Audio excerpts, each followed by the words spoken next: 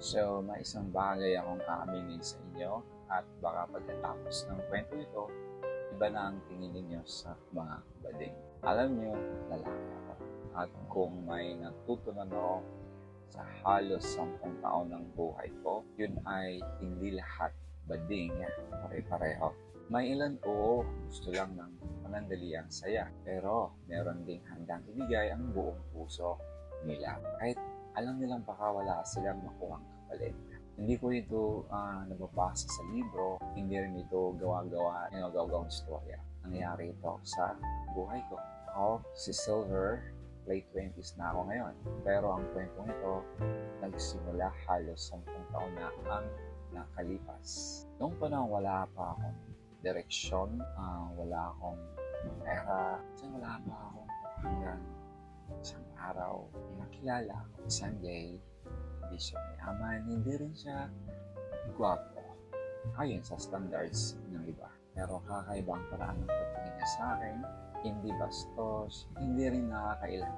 Alam mo yung parang may respeto. Sa una, akala ko may kapalit lahat ng kabaitan niya. Kapag nililibre niya ako ng iniisip ko, ano kaya ang gusto nitong kapalit?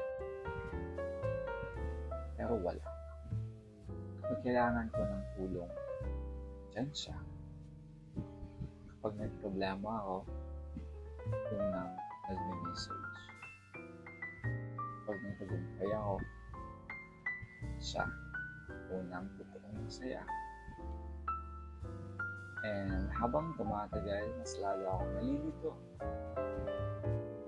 Kasi kung sex lang ang hapon niya, bakit parang mas inuunod pa niyang siguraduhin kung okay ako. At doon nagsimulang nagbago ang pananaw ko.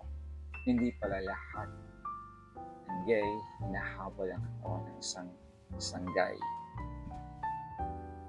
May iba sa puso ang gagalang yung pag-aalaga. Ang puso ang gustong alagaan. At doon din nagsimula ang pinakamahirap na bahagi ng kwento. Dahil hindi ko namalayang ako naman ang unti-unti takot. Hindi dahil gay siya, kundi dahil baka isang araw ako ang makasakit sa ang hindi naman kailanman nananakit sa akin. At ang hindi ko alam,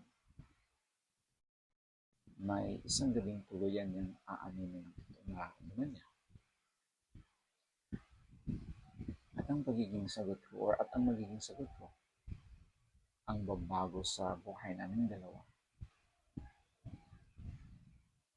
Kung gusto niyo marinig ang nangyari, abangan niyo sa episode